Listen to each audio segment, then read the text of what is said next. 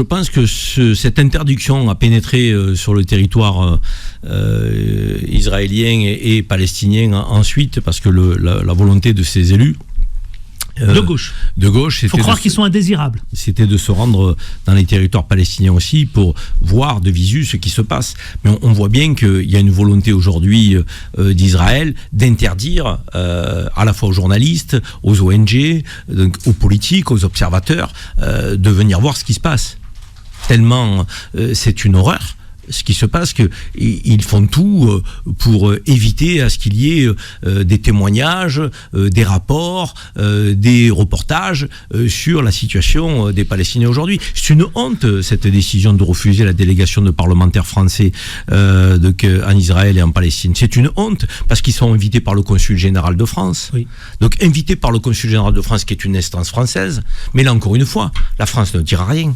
La France va se laisser marcher dessus, comme avec les gendarmes, qui en territoire français,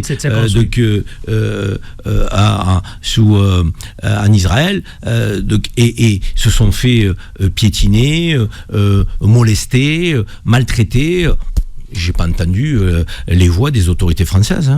En tout cas, elles étaient très timides. Et je n'ai pas entendu les voix de ceux qui se définissent comme des patriotes.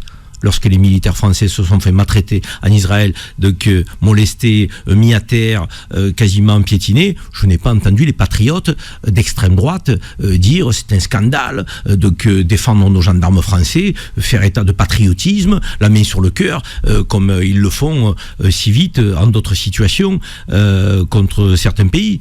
Donc oui, il y a encore une fois un deux poids deux mesures. Je n'ai pas entendu Emmanuel Macron face à ce refus d'accueillir cette délégation de parlementaires français invités par le consul général de France. C'est les voies diplomatiques françaises qui invitent cette délégation, et on a un président de la République, un ministre des Affaires étrangères qui sont totalement muets, totalement aux abonnés absents. Mais ils ont peur de quoi? Mais nous avons peur de quoi? Netanyahou est si impressionnant que ça?